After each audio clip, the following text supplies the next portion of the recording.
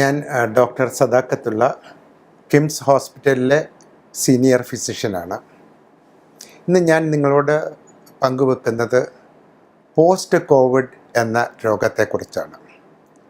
തൽക്കാലമായി Covid പുതിയ രോഗികളുടെ എണ്ണം കുറഞ്ഞു വരുന്നൊരു സാഹചര്യത്തിലാണ്. എന്നാൽ നമ്മൾ ഒ പിയിലൊക്കെ കാണുന്നത് സാധാരണയായി വരുന്നത് കുറേ രോഗികളുണ്ട്. ക്ഷീണം, തളർച്ച, ചുമ, കഫം, കുറേ നാളായിട്ട് ഈ രോഗങ്ങളുണ്ട് എന്ന് പറഞ്ഞു. നമ്മൾ ഒന്നുകൂടെ പേഷ്യൻ്റെ അടുത്ത് ചോദിക്കുമ്പോഴാണ് പറയുന്നത് 1-2 മാസങ്ങൾക്ക് മുമ്പ് എനിക്ക് കോവിഡ് വന്നിരുന്നു എന്ന്. ഇത് തന്നെയാണ് പോസ്റ്റ് കോവിഡ്.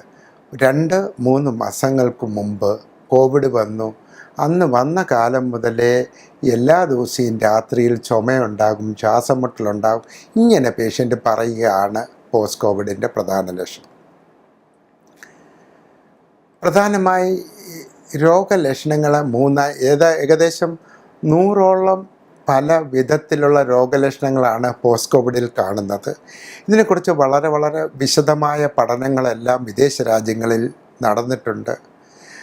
ഏതെങ്കിലും കോവിഡ് മൂലം പേഷ്യൻ്റ് അഡ്മിറ്റ് ചെയ്യുകയോ ഓക്സിജൻ്റെ റിക്വയർമെൻ്റ് ഉണ്ടാകുകയോ ICUയിൽ അഡ്മിറ്റ് ചെയ്യുകയോ വെന്റിലേറ്ററിലോ കിടന്ന ആൾക്കാരിൽ നല്ലൊരു ശതമാനത്തിൽ ഏകദേശം 50% മുകളിലുള്ള ആൾക്കാർക്ക് പോസ്റ്റ് കോവിഡ് എന്ന രോഗങ്ങൾ അല്ലെങ്കിൽ രോഗലക്ഷണങ്ങൾ കാണാറുണ്ട്. പ്രധാനമായും നമ്മൾ തരംതിരിക്കുകയാണെങ്കിൽ ഏറ്റവും കൂടുതലായിട്ടുള്ള പോസ്റ്റ് കോവിഡിലുള്ള പേഷ്യൻറ്റിൻ്റെ കംപ്ലൈൻറ്റ് ഫെറ്റീഗ് അല്ലെങ്കിൽ തളർച്ച അല്ലെങ്കിൽ ക്ഷീണം, അതികഠിനമായ ക്ഷീണം, ജോലി ചെയ്യാൻ പറ്റത്തില്ല, നടക്കാൻ പറ്റത്തില്ല, കയറ്റം കയറാൻ പറ്റത്തില്ല, എന്തിനും ഒരു പണിയും ചെയ്യാൻ പറ്റുന്നില്ല. ക്ഷീണം എന്നുള്ളതാണ് പ്രധാനമായ ഒരു രോഗലക്ഷണം. രണ്ടാമത്തെ ഒരു രോഗലക്ഷണം എന്ന് പറയുന്നത് കാർഡിയോ പൾമിനറി എന്ന് പറയും. ഒന്നിൽ ഹൃദയത്തിനെയും ലങ്സുമായി ബന്ധപ്പെട്ടതാണ്. ലങ്സുമായി ബന്ധപ്പെട്ടതെന്ന് പറഞ്ഞു കഴിഞ്ഞാൽ പേഷ്യൻറ്റിൻ്റെ കംപ്ലൈൻ്റ് അഗെയിൻ, ഞാൻ സാധാരണ രീതിയിൽ 5 നില കെട്ടിടത്തിൻ്റെ അകത്ത് വളരെ കൂളായി കയറിക്കൊണ്ടിരുന്ന ഒരാളാണ്. ഇപ്പോൾ എനിക്കൊരു 10 അടി പോലും സ്റ്റെപ്പ് കയറാനൊക്കത്തില്ല. എനിക്ക് ശ്വാസം കിട്ടുന്നില്ല, ശ്വാസം എടുത്ത് വലിക്കണം. അതാണ് ഒരു ബ്രത്ത്ലെസ്നെസ് അല്ലെങ്കിൽ എക്സേർഷണൽ ബ്രത്ത്ലെസ്നെസ് എന്ന സയൻസ് പറയുന്നത്. ഇതാണ് ഒരു രോഗലക്ഷണം. അത് ലങ്സിൻ്റെ കപ്പാസിറ്റി കൊണ്ടും ലങ്സിൻ്റെ കപ്പാസിറ്റിയിലുണ്ടായിരുന്ന വ്യത്യാസമോ ഹാർട്ടിൻ്റെ പമ്പിങ്ങിനുള്ള വ്യത്യാസം കൊണ്ടും ഈ പറഞ്ഞ രോഗലക്ഷണം ഉണ്ടാകും. ലങ്സിൻ്റെ മാത്രമുള്ള മറ്റുള്ളൊരു പ്രോബ്ലമാണ് പേഷ്യൻ്റ് പറയുന്നത് ചുമയെന്ന് പറഞ്ഞാൽ ഡ്രൈ കഫമില്ലാത്ത ചുമയാണ്. അത് രാത്രിയിൽ എഴുന്നേറ്റിരിക്കേണ്ടി വരും. ചുമച്ച് ഈ റിബ്സിനും എല്ലിനും ഒക്കെ വേദനയാണ്, അല്ലെങ്കിൽ ചുമ കൂടിയിട്ട് മൂത്രം പോകുന്നു. ഇങ്ങനെ രീതിയിലുള്ള ഒരു കംപ്ലൈൻ്റാണ് ഒരു വിഭാഗം ആൾക്കാർ. അതാ കാർഡിയോ പൾമിനറി. കാർഡിയോയ്ക്കകത്ത് മറ്റൊന്ന് നമ്മൾ സാധാരണ കണ്ടുവരുന്നത് ഒരു കോവിഡ് വന്നിരുന്നു, 2 മാസം 3 മാസം മുമ്പ് കോവിഡ് വന്നു, പെട്ടെന്ന് മരണപ്പെട്ടു പോകുന്നു എന്നൊക്കെ പറഞ്ഞ് കേൾക്കും. ഇതെന്തുകൊണ്ടാണെന്ന് പറഞ്ഞാൽ കോവിഡ് ഉള്ള രോഗികൾ ബ്ലഡിനകത്ത് ക്ലോട്ടിങ് സാധ്യതകൾ കൂടുതലാണ്. അതുകൊണ്ടാണ് ഏത് ഹോസ്പിറ്റലിലാണെങ്കിലും അഡ്മിറ്റ് ചെയ്യുക അല്ലെങ്കിൽ പേഷ്യൻ്റെ അടുത്ത് പറയുകയോ ഒരു ക്ലോട്ടിങ്ങിൻ്റെ അറിയാനുള്ള ഒരു ബ്ലഡ് ടെസ്റ്റ് ഉണ്ട്, ഡി ഡൈമർ എന്ന് പറഞ്ഞ്. ഈ ഡി ഡൈമർ ടെസ്റ്റ് ചെയ്ത് കഴിഞ്ഞ് ഡി ഡൈമറിൻ്റെ കൂടുതലാണ് എങ്കിൽ ക്ലോട്ടിങ്ങിൻ്റെ സാധ്യതകൾ കൂടുതലാണ്. അത് ലങ്സിൽ ക്ലോട്ട് ഉണ്ടാകാം, അല്ലെങ്കിൽ ഹാർട്ടിൻ്റെ രക്തക്കുഴലിൽ ക്ലോട്ട് ഉണ്ടാകാം, ബ്രെയിനിൽ ക്ലോട്ട് ഉണ്ടാകും.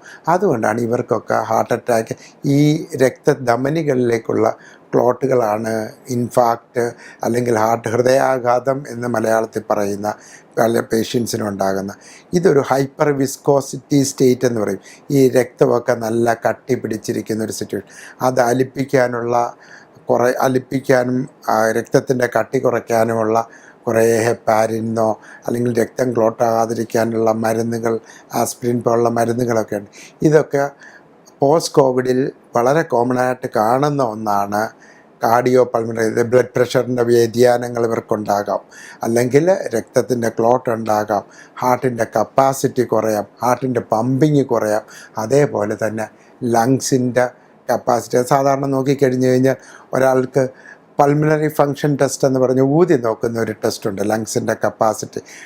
നല്ലൊരു ശതമാനം ആൾക്കാരിലും കോവിഡ് വന്നതോ അഡ്മിറ്റ് ചെയ്ത് കിടക്കുന്നതോ ഓക്സിജൻ റിക്വയർമെൻ്റ് ഉള്ള ആൾക്കാരിലെല്ലാം PFT എന്ന് പറയും, പൾമണറി ഫങ്ഷൻ ടെസ്റ്റിൻ്റെ കപ്പാസിറ്റി കുറവായിരിക്കും. അത് സാധാരണ രീതിയിൽ ഈ കോവിഡ് വന്ന രോഗികളിലെല്ലാം പല പേഷ്യൻസിലും ന്യൂമോണിയ എന്ന് പറയുന്നതോ ഒരു ന്യൂമോണിയ എന്ന് പറയുന്നൊരു അസുഖം ഉണ്ടാകും. അല്ലെങ്കിൽ ലങ്സിൽ ഫൈബ്രോസിസ് എന്ന് പറയും, ലങ്സെല്ലാം ഈ നാര് പോലെ ആയിപ്പോവും. ഇതിൻ്റെ അകത്തൊക്കെ എയർ കയറിയിരിക്കേണ്ട സ്ഥലങ്ങളിലെല്ലാം നാര് പോലെ ആയിപ്പോവും. അത് കാരണം ലങ്ങിൽ എക്സ്പാൻഷൻ നടക്കത്തില്ല, ലങ്സിൻ്റെ കപ്പാസിറ്റി കുറവായിരിക്കും. അതാണ്. രണ്ടാമത്തത് കാർഡിയോ പൾമിനറി, കിതപ്പുണ്ടാകുക, ശ്വാസം മുട്ടലുണ്ടാകുക, സ്റ്റെപ്പ് കയറാൻ പറ്റാതെ വരിക, ഹൃദയാഘാതങ്ങളുണ്ടാകുക, ഇതൊക്കെയാണ് ഒരു വിഭാഗം. മൂന്നാമത്തെ ഒരു വിഭാഗം എന്ന് പറഞ്ഞാൽ ന്യൂറോളജിക്കൽ ഇൻവോൾവ്മെൻറ്റാണ്. പല ആൾക്കാരും മരപ്പ്, പെരുപ്പ്, ഉറക്കമില്ലായ്മ എന്ന് പറഞ്ഞാൽ വളരെ കോമൺ ആയിട്ട് കാണുന്നതാണ്. രാത്രിയിൽ ഒട്ടും കോവിഡ് വന്നതിന് ശേഷം എനിക്ക് ഉറക്കം കിട്ടുന്നില്ല എന്നാണ് ഇവർ പറയുന്നത്.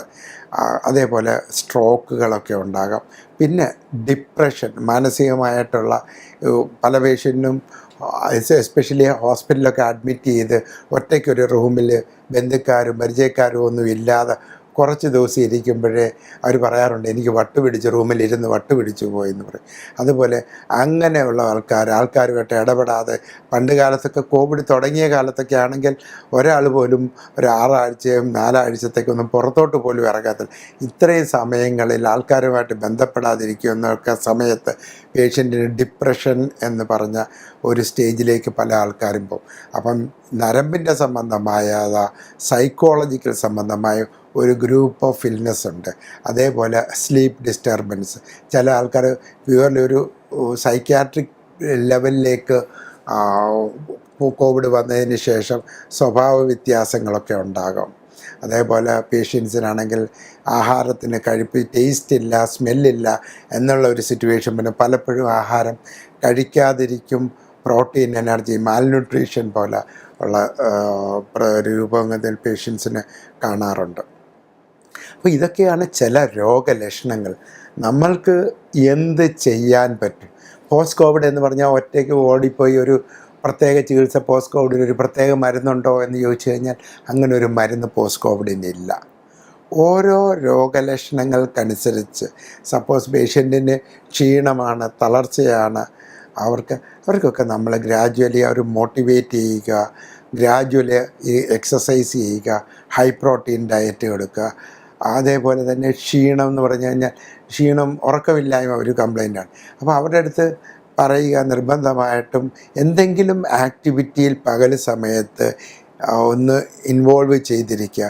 അങ്ങനെ ഇരിക്കുമ്പോഴത്തേക്ക് പകൽ കിടന്നുറങ്ങിയാലാണ് രാത്രി ഉറങ്ങാതെ കിടക്കുന്നത്. അതിന് പകരം രാത്രി മാത്രം അങ്ങനെ ചിലപ്പോൾ വേണ്ടി വന്നു കഴിഞ്ഞാൽ ചില ആൾക്കാർക്ക് ഒരു മൈൽഡ് സെഡേഷനൊക്കെ കൊടുക്കേണ്ടി വരും, കുറച്ച് ദിവസത്തേക്കൊക്കെ വേണ്ടി.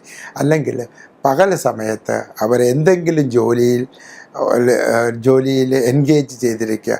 അങ്ങനെയാകുമ്പോഴത്തേക്ക് ഒരു ആക്റ്റീവായിട്ട് നടക്കാൻ. അതേപോലെ ഹൈഡ്രേഷൻ, വെള്ളം കുടി വളരെ വളരെ ഇമ്പോർട്ടൻ്റ് ആണ്. ചുമ വളരെ കോമണാണ്. സാധാരണഗതിയിൽ ചുമയ്ക്ക് ഡ്രൈ കഫായത് കാരണം, കഫമില്ലാത്തതാണ്, കഫ് സപ്രസൻറ്റ് പോലെയുള്ള സിറപ്പുകളുണ്ട്. 2 സൈസാണ് ചുമയ്ക്കുള്ളത്, എക്സ്പെക്ടോറൻറ്റും സപ്രസൻറ്റും. സപ്രസൻ്റ് എന്ന് പറഞ്ഞാൽ ചുമയുടെ അളവ് കുറയ്ക്കുന്ന സൈസ് സാധനങ്ങൾ. ചില രോഗികളിലൊക്കെ ആണെങ്കിൽ ചുമ മാറാതെ വരിക, ശ്വാസം മുട്ടൽ മാറാതെ വരിക, ഇങ്ങനത്തെയൊക്കെ ഒരു സിറ്റുവേഷനിൽ പലപ്പോഴും നമ്മൾക്ക് ഇൻഹെയിലർ എന്ന് പറഞ്ഞ ഒരു തെറാപ്പിയുണ്ട്. ഇൻഹേലർ എന്ന് പറഞ്ഞാൽ പല ആൾക്കാരും നമ്മൾ കാണും, ശ്വാസമുട്ടുകാരൊക്കെ ഉപയോഗിക്കുന്ന. പക്ഷെ അവരെ പോലെ കൂടുതൽ നാൾ ഇത് ഉപയോഗിക്കേണ്ടി വരത്തില്ല.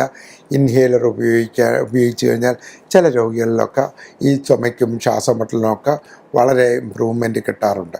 അതേപോലെ സ്റ്റീറോയിഡ് പോലുള്ള മരുന്നുകൾ, അത് എമർജൻസി സിറ്റുവേഷനിൽ ICUയിൽ കിടക്കുമ്പോഴത്തേക്കും ഒരു ചികിത്സയുടെ പലപ്പോഴും സ്റ്റീറോയിഡ് എന്ന് കേൾക്കുമ്പോൾ സ്റ്റീറോയിഡാണോ കുഴപ്പമുള്ളതാണോ എന്നൊക്കെ പല പേഷ്യൻ്റ് ചോദിക്കാറുണ്ട്. പക്ഷേ കോവിഡിൻ്റെ രോഗികൾക്ക് കോവിഡ് ന്യൂമോണിയ ഉണ്ടാകുകയാണെങ്കിലും പോസ്റ്റ് കോവിഡ് ഈ ബ്രെത്ത്ലെസ്നെസ്, ശ്വാസം മുട്ടലൊക്കെ ഉള്ളവർക്ക് കുറേ ദിവസത്തേക്കൊക്കെ നമ്മൾ സ്റ്റീറോയിഡിൻ്റെ ചികിത്സ വളരെ ഗുണകരമായിട്ട് കാണും. പിന്നെ ഈ സൈക്കാട്രിക് പ്രോബ്ലം, അതൊരു റീഹാബിലിറ്റേഷൻ അല്ലെങ്കിൽ ഒരു സൈക്കാട്രിക് കൗൺസിലിങ് അതൊക്കെ കൊണ്ട് വളരെ പ്രയോജനങ്ങൾ ചെയ്യുന്ന ഒന്നാണ്.